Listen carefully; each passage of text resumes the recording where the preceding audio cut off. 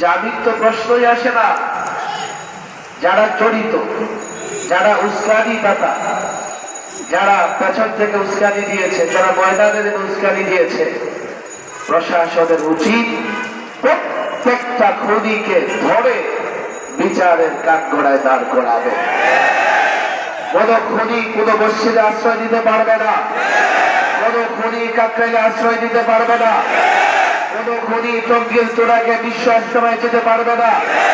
দাওয়াত তাবলীগের সাধারণ সাথীদের বলি, নিঃসন্দেহে আপনারা বুঝে গেছেন, আপনাদের সাতপন্থী সাধারণ সাথী যারা, আমি তাদেরকে বারবার বলছি, গোটা বাংলাদেশের প্রোগ্রামগুলোতে তাদেরকে বলবার চেষ্টা করছি, আপনারা যারা এতদিন সাতপন্থী সন্ত্রাসীদের সঙ্গে ছিলেন, এখন আপনারা সম্পর্ক ছিন্ন করেন, খুনিদের সঙ্গে থাকলে আপনাদেরও বিচারের কাঠগড়ায় দাঁড় হতে হবে।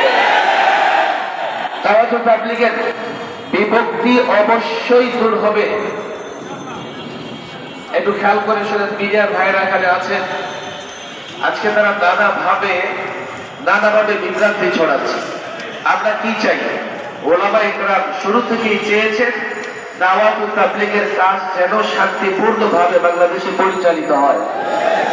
দিল্লির এক ব্যক্তি কেন্দ্রিক যেন এখানে গন্ডগোল না হয়। এখন ওলামা ইকরাম সাতপন্থীদের বিরুদ্ধে কেন অবস্থান নিয়েছে? তারা খুনি। আলেমরা কখনোই খুনিদের সঙ্গে থাকতে পারে না, এবং সেই খুনের একটা দিন আছে শাপলা চত্বরে খুনিদের সঙ্গে। শাপলা চত্বরে ফ্যাসিস্ট হাসিনা সরকারের বাহিনী মধ্য রজনীর পরে লাইট বন্ধ করে নিরীহ মুসল্লিদের উপরে, নবী প্রেমিকদের উপরে যেভাবে ঝাঁপিয়ে পড়েছিল, আমরা দেখেছি তুরাগতীরেও সেভাবে ফ্যাসিস্টদের দোষক সাতপন্থীরা নিরীহ মুসল্লিদের উপর ঝাঁপিয়ে পড়েছে। সরকার এবং প্রশাসন, আমি উদাত্ত আহ্বান জানাবো, বিষয়টা বুঝবার চেষ্টা করে। আমরা বারবার বলেছি, সাতপন্থীরা দাওয়াত তাবলীগের কল্যাণ নয়, তারা দাওয়াত তাবলীগের কাজকে নষ্ট করতে চায়।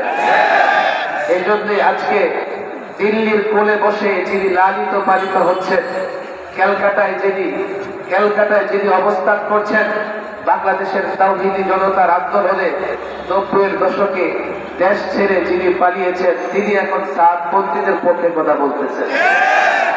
তাসলিমা নাসরিন কারো পক্ষে কথা বললে আর কোন অস্পষ্টতা থাকে না, সেও তাসলিমা নাসরিনের মতোই। তারা ফ্যাসিস্টদের দুশমন, তারা দাওয়াত তাবলীগের দুশমন, তারা ওলামাদের দুশমন। ওলামা ইকরাম দ্বীন হেফাজতের জন্য দাওয়াত তাবলীগের কাজ করছেন, তালিমের কাজ করছেন। ওলামা ইকরাম রাষ্ট্রীয়ভাবে দ্বীন প্রতিষ্ঠার জন্য, খেলাফত প্রতিষ্ঠার জন্য কাজ করছেন। ওলামা ইকরাম দেশের পক্ষে কাজ করছেন, জাতির পক্ষে কাজ করছেন, মানবতার পক্ষে কাজ করছেন, মানবাধিকারের পক্ষে কাজ করছেন। আজকে দাওয়াত তাবলীগের নামে একটা দলকে যদি ওলামাদের বিরুদ্ধে দাঁড় করিয়ে দেওয়া হয়, শুধুমাত্র আলেম ক্ষতিগ্রস্ত হবে না, দ্বীনের প্রত্যেকটা কাজ ক্ষতিগ্রস্ত হবে।